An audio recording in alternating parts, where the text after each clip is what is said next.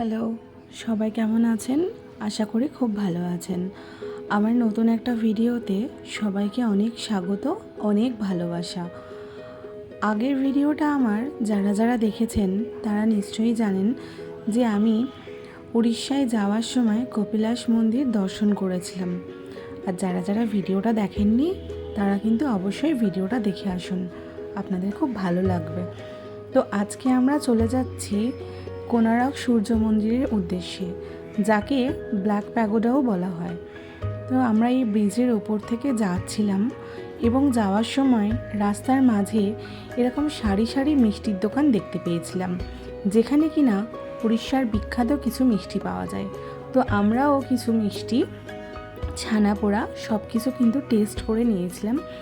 মিষ্টিগুলো খুবই সুস্বাদু ছিল, খুবই ভালো ছিল। তো ওখান থেকে কিছু মিষ্টি আমরা কিনে নেওয়ার পরে, একটু টেস্ট করে খাওয়ার পরে আমরা আবার গাড়ি করে কিন্তু চলে যাচ্ছিলাম। আমরা সূর্য মন্দির যাওয়ার পথে ওখানেই কিন্তু একটা ধাবাতে দাঁড়িয়েছিলাম এবং ওখানেই আমাদের গাড়ি সারা রাত আজকে থাকবে। তো তারপর আমরা পৌঁছে গেছি সূর্য মন্দির। এবার হেঁটে রাস্তাটা জাস্ট ক্রস করেই অপোজিট সাইডে সূর্য মন্দির। এখানে ঢোকার জন্য কিন্তু টিকিটের ব্যবস্থা রয়েছে। তো যারা যাননি কোনো দিন বা নতুন, তারা কিন্তু অবশ্যই টিকিটটা কেটে তারপর ঢুকবেন। এখানে একটা সুন্দর গ্যালারিও করা রয়েছে, কিন্তু আমরা গ্যালারিতে যাওয়ার সময় পাইনি, কারণ সূর্য মন্দিরে যেতেই আমাদের প্রায় অনেকটা দেরি হয়ে গেছিল। চারিদিকটা খুব সুন্দর করে সাজানো গাছপালা দিয়ে, বিভিন্ন ফুল গাছ, বিভিন্ন ধরনের গাছ। তারপর পুরো রাস্তাটাই কিন্তু খুব সুন্দর করে সাজানো রয়েছে।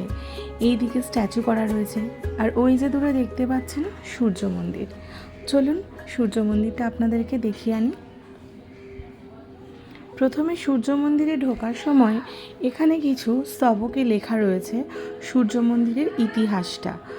এই মন্দিরটা কত সালে তৈরি হয়েছিল, কে তৈরি করেছিলেন বা কী দিয়ে তৈরি হয়েছিল, সমস্ত কিছু ইনফরমেশন এই স্তবকগুলিতে লেখা রয়েছে। কত সুন্দর দেখুন সেই প্রাচীনকালের সূর্য মন্দির, আজও তার নিজের অস্তিত্ব নিয়ে আমাদের সামনে দাঁড়িয়ে রয়েছে। আর এই পাথরগুলো কিন্তু এত নিখুঁতভাবে কাজ করা হয়েছে, এত সুন্দরভাবে আর্কিটেকচারভাবে কাজ করা হয়েছে, দেখলে বোঝাই যায় না যে এগুলো কোনো মেশিনে তৈরি করা হয়নি, সম্পূর্ণ হাতে তখনকার দিনের যারা মানে শিল্পী ছিলেন তারা এত সুন্দর করে জিনিসটাকে তৈরি করেছেন। যাই হোক, আপনারা মন্দিরটা দেখতে থাকুন, আশা করছি আপনাদের সবার খুব ভালো লাগবে।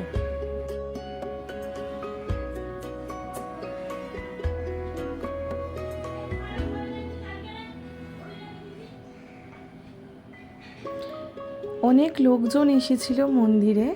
আমরাও যখন গেছিলাম প্রায় সন্ধে হব। তো আমরা চারিপাশটা একটু ভালো করে ঘুরে দেখছিলাম। তো এই যে রেলিংগুলো করা রয়েছে, তার ওপারে তো যাওয়া যাবে না, তো তার এপার থেকেই প্রতিটা মানুষ কিন্তু ফটো তুলছিল, আমরাও ঘুরে ঘুরে দেখছিলাম। আর এই যে চক্রটা দেখছেন, এইটা কিন্তু ঠিক ঘড়ি যেরকম তৈরি করা, এটাও সেভাবেই তৈরি করা। এখানকার গাইডরা বলছিলেন যে আগেকার দিনে এইরকম এই চক্রটাকে দেখেই কিন্তু সময় নির্ধারণ করা হতো। এত সুন্দর কারুকার্য করা মন্দিরটা, আর চারিপাশটা এত নিস্তব্ধ নির্জন, খুব ভালো পরিবেশ। যারা প্রথমবার ঘুরতে যাচ্ছেন তাদের খুব ভালো লাগবে, আর যারা গেছেন দেখে এসেছেন তাদেরও আশা করি খুব ভালো লেগেছে। সূর্য মন্দিরের একদম অপোজিটেই কিন্তু রয়েছে একটা নাট মন্দির। হয়তো এই নাট মন্দিরে তখনে নর্তকীরা নৃত্য পরিবেশন করত। এই সূর্য মন্দিরের একটা সবথেকে বড় মাহাত্ম্য হলো এখানে কিন্তু কোনো দেবতার মূর্তি নেই বা এখানে কোনো পুজো হয় না। আমরা এখানে বসে থাকায় কিন্তু সন্ধ্যা হয়ে গেছিলো, আর তারপরে এখানে লাইটগুলো অন করে দিয়েছিল, তো যেটা আরও মায়াবী লাগছিল মন্দিরটাকে দেখতে। চলুন এবার বেরোনোর পালা। তো তারপর রাস্তা দিয়ে যখন হাঁটছিলাম, লাইট পোস্টে এত সুন্দর করে ভারতের পতাকার কালার দেওয়া রয়েছে, খুব ভালো লাগছিল এটা দেখে। তো তারপর আমরা গেছিলাম একটা রেস্টুরেন্টে হালকা কিছু খাওয়া দাওয়া করতে। চলুন আপনারাও দেখে নিন।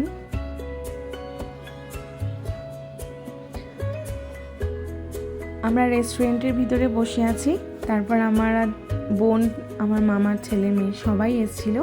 আমরা এখানে একটা কফি নিয়েছিলাম আর একটু চাও নিয়েছিলাম। আমার ভিডিওটা ভালো লাগলে একটা লাইক করতে আর চ্যানেলটাকে সাবস্ক্রাইব করতে ভুলবেন না। দেখা হবে খুব শিগগির। সবাই ভালো থাকবেন আর চ্যানেলটাকে কিন্তু সাবস্ক্রাইব অবশ্যই করতে হবে। আরও নতুন ভিডিও আসবে, সাথে থাকুন।